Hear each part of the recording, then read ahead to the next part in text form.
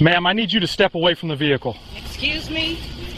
Officer, I think there's been some confusion here. I said step away from the vehicle, now. I'm Sheriff Diane Ortega with the county. I'm just loading my groceries. This officer made a decision that would cost his department $750,000 and destroy his own career in less than 10 minutes. Before we continue, let me take this opportunity to thank you so much for supporting our channel. Just choosing to watch our video means a lot to us. Before we go any further, tell us, where are you watching from? Drop your city or country below, and don't forget to like and subscribe if this is your first time here. It was a Thursday afternoon in June when 63-year-old Sheriff Diane Ortega pulled into the parking lot of Bradley's Market in Riverside County. She'd just finished her weekly grocery run. No uniform, no badge visible. Just a woman in a floral print dress and sandals loading paper bags into the trunk of her silver Honda Accord. Diane had served in law enforcement for 38 years. She'd worked her way up from patrol officer to detective, then lieutenant, and finally to county sheriff 3 years prior. She was respected, she was known, but on this particular afternoon, none of that would matter. Officer Kyle Bennett, 26 years old and 18 months out of the academy, was cruising the area when he received dispatch about a suspected theft at a nearby electronics store. The description was vague. A black woman, possibly in her 50s or 60s, wearing dark clothing, last seen heading toward the shopping district. Bennett spotted Diane from across the lot. He didn't run the plates. He didn't observe her actions for more than 5 seconds. He simply saw a black woman matching a loose age range and made his move. He pulled his cruiser directly behind her car, blocking her in. Diane looked up from her trunk, confused. She watched Bennett step out, hand already resting on his holster. "Ma'am, I need you to step away from the vehicle," Bennett called out, his tone sharp and commanding. Diane blinked. "Excuse me?" "Step away from the vehicle, now." She straightened up, a bag of apples still in her hand. She'd been in law enforcement long enough to know that challenging an officer in the heat of the moment rarely ended well, even when you were in the right. But she also knew her rights. "I'm telling you, I'm a county sheriff. My identification is in my purse inside the car. If you let me retrieve it, you're not reaching for anything. Turn around, hands behind your back." Diane's heart sank. This was actually happening. "Officer Bennett," she said, reading his nameplate, keeping her voice steady, "I'm asking you to call your supervisor. Call dispatch. They'll confirm who I am." "Turn around," he repeated, pulling his handcuffs from his belt. A small crowd had started to gather. Other shoppers stood frozen, phones out, recording. An elderly white man stepped forward. "Officer, I think she's telling the truth. I've seen her on the news. She's—" "Sir, step back," Bennett barked. Diane took a slow breath. She turned around. She placed her hands behind her, and she felt the cold metal of handcuffs snap around her wrists. "You're making a serious mistake," she said quietly. Bennett didn't respond. He guided her toward his cruiser, opened the back door, and placed his hand on her head as he pushed her inside. Diane sat in the back seat of a police car for the first time in her life, not as an officer, but as a suspect. Her groceries sat melting in the trunk. The drive to the station took 12 minutes. Bennett said nothing. Diane asked twice more for him to verify her identity. He ignored her both times. What would you do if you were treated like a criminal while doing something as simple as buying groceries? Think about that. When they arrived at the precinct, Bennett walked her through the side entrance, still cuffed, still silent. The booking area was busy. Officers moved back and forth, processing paperwork, escorting suspects. And then someone looked up. Sergeant Linda Ramirez froze mid-sentence. Her face went pale. "Oh my God! Kyle, what did you do?" Bennett looked at Ramirez, confused by the panic in her voice. "Routine arrest," he said. "Suspected theft. She refused to cooperate. Ramirez walked toward them slowly, her eyes locked on Diane. "Kyle, do you know who this is?" "She claimed to be some kind of sheriff," Bennett said dismissively. "Obviously a lie. She had no credentials on her." Ramirez's hand went to her forehead. "That's because she's Sheriff Diane Ortega, the actual county sheriff, your boss's boss's boss." The room went silent. Every officer within earshot stopped what they were doing. Bennett's face drained of color. "That's not... she wasn't..." he stammered. "Take the cuffs off her, now," Ramirez ordered. Bennett's hands trembled as he removed the handcuffs. Diane rubbed her wrist slowly, her expression unreadable. She'd spent the entire ride maintaining her composure, but the humiliation was starting to settle in her chest like a stone. "Sheriff Ortega, I am so incredibly sorry," Ramirez began. "This is completely unacceptable." Diane nodded once. "Where's Chief Holloway?" "I'll get him immediately." Within 3 minutes, Police Chief Richard Holloway burst through the doors of the booking area. He was a tall man in his 50s, with graying hair and a reputation for running a tight ship. But right now, he looked like someone who just realized his ship was sinking. "Diane, I don't even know where to begin," he said, his voice strained. "Start with why one of your officers arrested me in a grocery store parking lot without cause, without running my plates, and without listening when I identified myself," Diane said calmly. Holloway turned to Bennett, who looked like he wanted to disappear into the floor. "Officer Bennett, my office, now." He turned back to Diane.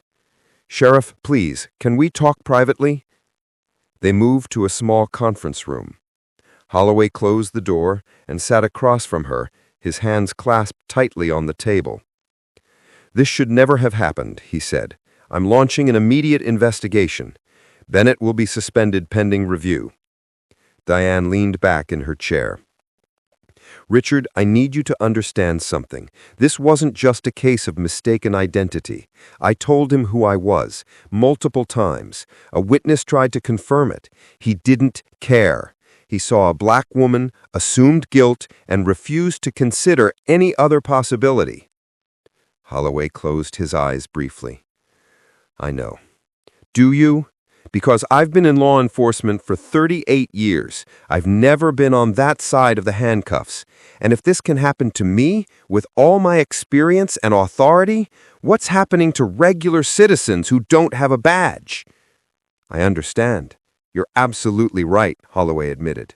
"This speaks to a larger problem." "It does, and this is not going away quietly." "I understand," he added.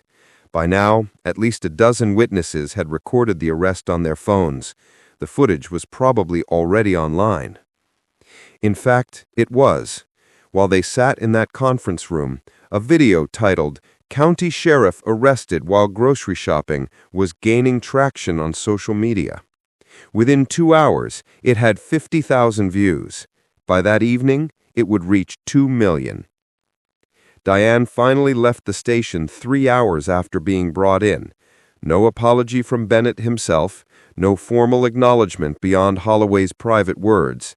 She drove home in silence, her groceries left behind in the impound lot with her car, which had been towed despite her protests. When she walked through her front door, her phone was already flooded with messages. Colleagues, friends, reporters, the local news had picked up the story. Her daughter called. "Mom, are you okay? I just saw the video." "I'm fine, sweetie," Diane said, though her voice betrayed her exhaustion. "You don't sound fine. This is insane. What are you going to do?" Diane sat down on her couch and stared at the wall. What was she going to do? She'd spent nearly 40 years upholding the law, training officers, advocating for community policing, and building bridges between law enforcement and the communities they served. She'd given speeches about accountability, about treating every person with dignity, regardless of their appearance. And in 10 minutes, One officer had reduced her to exactly what she'd spent her career fighting against: a suspect, guilty until proven innocent, unworthy of basic respect. Think about how that must feel, to dedicate your entire life to something, only to become a victim of the very system you helped build. The next morning, Diane's phone rang at 6 a.m.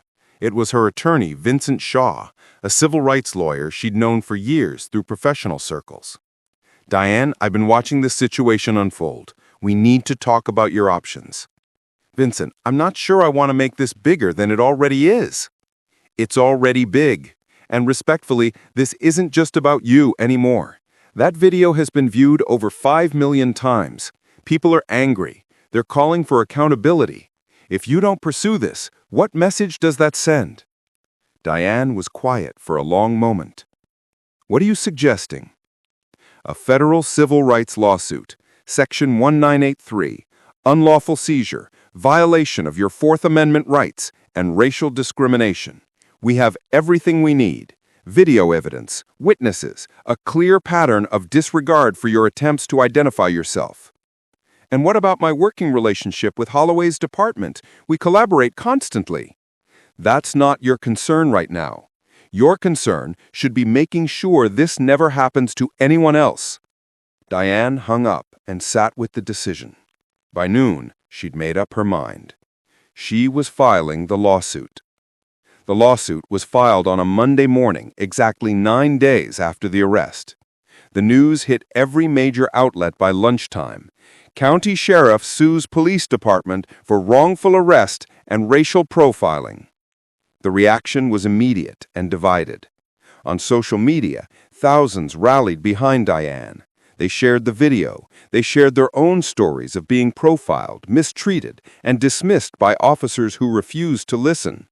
The hashtag Justice for Sheriff Ortega trended for 3 days straight. But there was pushback too. Some accused Diane of playing the race card. Others claimed she was trying to profit from a simple mistake.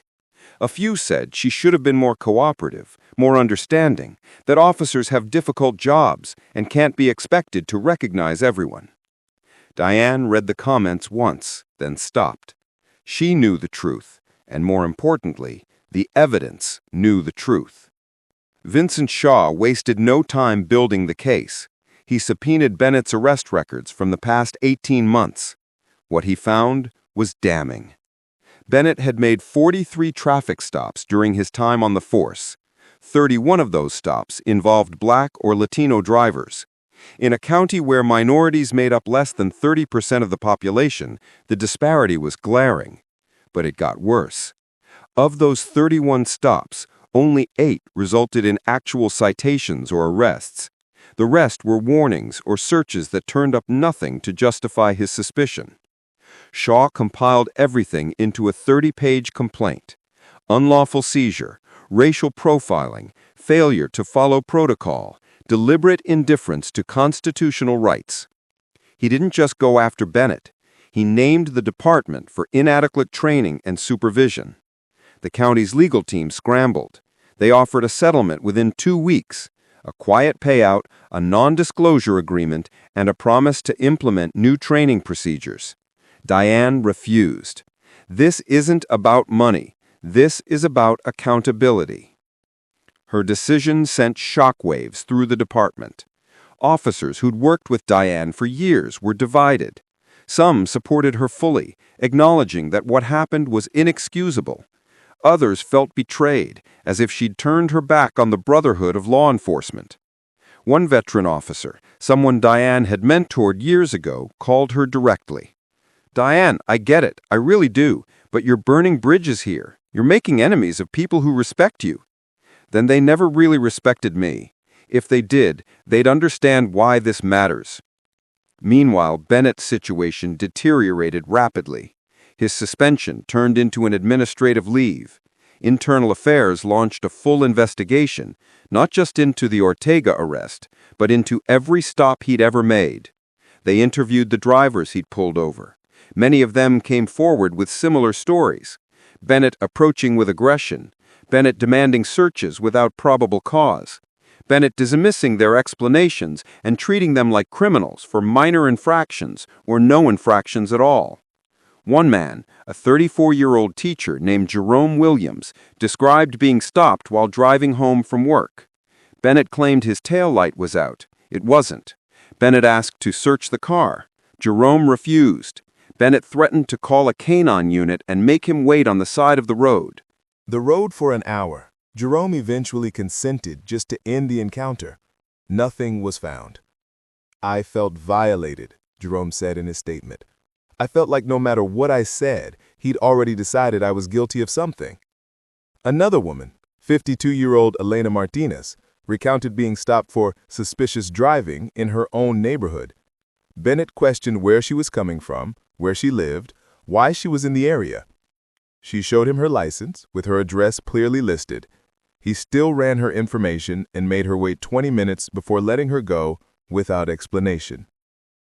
The pattern was undeniable. Bennett didn't see people, he saw suspects, and his threshold for suspicion was directly tied to the color of their skin.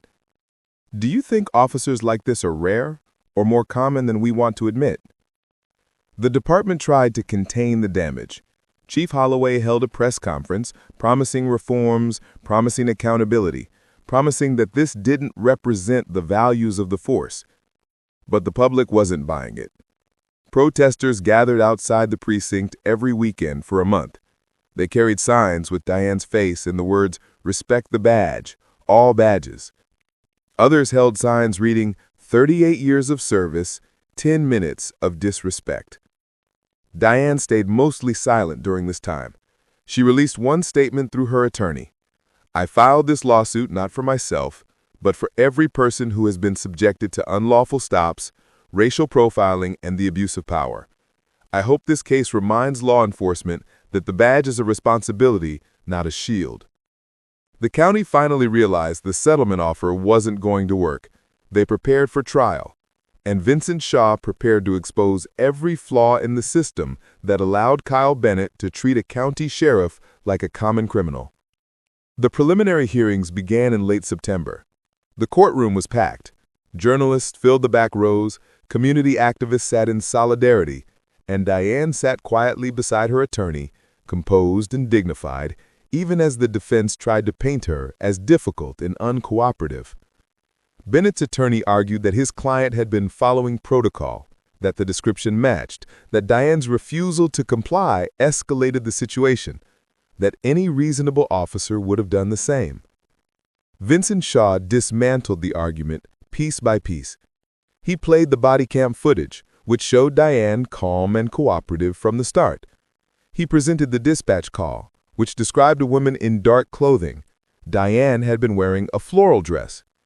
He brought in the witness from the parking lot who testified that Diane clearly identified herself and that Bennett ignored her. Then Shaw presented the records, all 43 stops, the racial breakdown, the lack of citations, the pattern of behavior that stretched back to Bennett's first month on the job. "This wasn't an accident," Shaw said to the courtroom. "This was a culmination of unchecked bias, inadequate training, and a department that looked the other way while Officer Bennett violated the rights of citizen after citizen.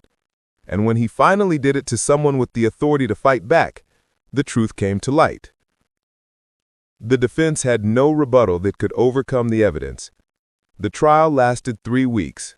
Every day brought new testimony, new evidence, and new reasons for the county to regret letting this case go to court. Vincent Shaw built his argument like a prosecutor dismantling a criminal case. He wasn't just proving that Bennett had wrongfully arrested Diane. He was proving that the department had created the conditions for it to happen. He called internal affairs supervisors to the stand. How many complaints had Officer Bennett received before the Ortega incident? 4, the supervisor admitted. And what action was taken? He received verbal counseling. Verbal counseling for 4 separate complaints about aggressive behavior and improper stops. Was any formal investigation launched? No. Why not? The supervisor hesitated. The complaints were deemed not serious enough to warrant full investigations. Shaw let that answer hang in the air. Not serious enough. until it was a county sheriff in handcuffs. He brought in the witnesses. Jerome Williams described his roadside humiliation. Elena Martinez recounted being interrogated in her own neighborhood. One after another, people of color took the stand and told nearly identical stories of being stopped, questioned, searched, and treated like criminals without cause. The defense tried to argue that these incidents were separate from the Ortega case, but the judge allowed them as evidence of a pattern, and the pattern was clear. Bennett himself took the stand on day 12. He'd been coached by his attorneys, but coaching could only do so much when the facts were against you. Shaw approached him calmly. "Officer Bennett, when Sheriff Ortega told you she was a county sheriff, what went through your mind?" "I thought she was lying," Bennett said, flatly. "Why?" "Because suspects lie all the time. People claim to be lawyers, doctors, government officials. They'll say anything to avoid arrest." "Did you ask for identification?" "She was reaching toward her vehicle. That's a safety risk." "She told you her identification was in her purse. She offered to retrieve it under your supervision, correct?" Bennett shifted in his seat. "I didn't feel it was safe." "But you felt it was safe to walk her to your cruiser, place her inside, and transport her to the station. Why not verify her identity first?" "I was following my training." Shaw nodded slowly. "Your training. Let's talk about that." He pulled out a document. "According to department policy, officers are required to verify identity before making an arrest whenever possible. Were you aware of that policy?" "Yes." "Did you follow it?" "The situation didn't allow for it." "The situation was a woman loading groceries in a parking lot, a woman who calmly identified herself and asked you to confirm her identity through dispatch. You chose not to. Why?" Bennett's jaw tightened. "I made a judgment call." "Based on what?" "The dispatch description said dark clothing. Sheriff Ortega was wearing a floral dress. The description said the suspect was seen near an electronics store 3 blocks away. Sheriff Ortega was at a grocery store. What specifically made you believe she matched the suspect?" The courtroom was silent. Bennett stared at Shaw, then at his attorney, then back at Shaw. "She fit the general description," he finally said. "A black woman in her 60s. That was the extent of the match, correct?" "Objection," Bennett's attorney interjected. "Counsel is putting words in the witness's mouth." "Overruled," the judge said. "Answer the question, Officer Bennett." Bennett exhaled slowly. "Yes, that was the match." Shaw let the answer settle. No other identifying features. No distinctive clothing, no vehicle description, just a black woman in her 60s. And on that basis alone, you arrested a county sheriff. Bennett said nothing. The defense tried to recover on redirect, but the damage was done. The jury had seen it. Bennett had profiled Diane based solely on her race and age, ignored every opportunity to verify her identity, and doubled down even when witnesses tried to intervene. Shaw's closing argument was devastating. He didn't raise his voice. He didn't need to. Ladies and gentlemen of the jury, this case is more than one wrongful arrest. It's about a system that allows officers to act on bias instead of evidence. It's about a department that ignores complaints until the victim has enough power to fight back. And it's about the message we send when we allow this behavior to continue unchecked. He pointed to Diane, sitting composed at the plaintiff's table. Sheriff Ortega has served this county for 38 years. She's trained officers. She's advocated for community policing. She's built a career on the principle that every person deserves to be treated with dignity and respect. And in 10 minutes, Officer Bennett stripped that away because he saw her skin color before he saw her humanity. Shaw paused, letting his words sink in. The defense wants you to believe this was a simple mistake. But mistakes are forgiven when people take responsibility. Officer Bennett had multiple opportunities to correct his error. He chose not to. The department had multiple opportunities to address his pattern of behavior. They chose not to. This lawsuit is Sheriff Ortega's way of saying enough. No more excuses. No more looking the other way. Accountability starts here. The jury deliberated for 6 hours. When they returned, the verdict was unanimous. Liable on all counts. Unlawful seizure. Violation of constitutional rights. Racial discrimination. Negligent supervision by the department. The damages? $750,000. The courtroom erupted. Supporters cheered. Diane closed her eyes and exhaled slowly, the weight of months finally lifting from her shoulders. Bennett sat frozen, staring at the table in front of him. His career was over, his reputation destroyed, and it was entirely his own doing. Think about that. One decision, 10 minutes, and an entire life's trajectory changed because he couldn't see past his own bias. Chief Holloway released a statement that evening. We accept the jury's verdict and commit to implementing comprehensive reforms to ensure this never happens again. Officer Bennett's employment has been terminated, effective immediately. But for many, it was too little, too late. The verdict sent shockwaves far beyond Riverside County. News outlets across the country covered the story. Legal analysts dissected the case on cable television. Civil rights organizations held it up as a landmark example of accountability in action. But for Diane, the victory was bittersweet. She'd won her case. She'd proven what happened to her was wrong. But the experience had changed something inside her. 2 weeks after the verdict, she held her first and only press conference. She stood at a podium outside the county courthouse, wearing her full sheriff's uniform. The same uniform Bennett had refused to see beneath her casual dress that day in the parking lot. I want to thank my attorney, Vincent Shaw, and everyone who supported me through this process, she began, her voice steady. But I also want to be clear about why I pursued this case. She paused, looking directly into the cameras. This was never about the money. The $750,000 awarded by the jury will be donated entirely to organizations that provide legal defense for individuals who've experienced police misconduct but lack the resources to fight back. The assembled reporters murmured in surprise. Diane continued. I filed this lawsuit because I had the privilege of power and position. I had credibility. I had resources. Most people who experience what I experienced don't have those things.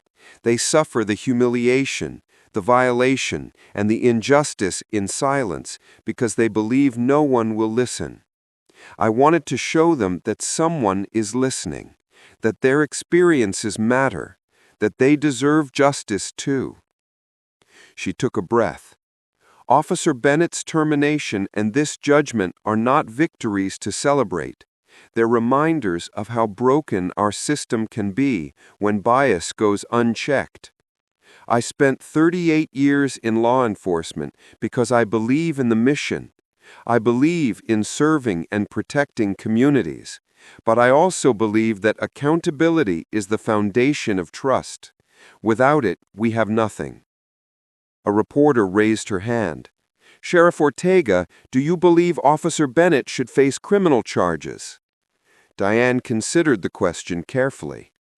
That's not my decision to make, but I do believe he should never wear a badge again.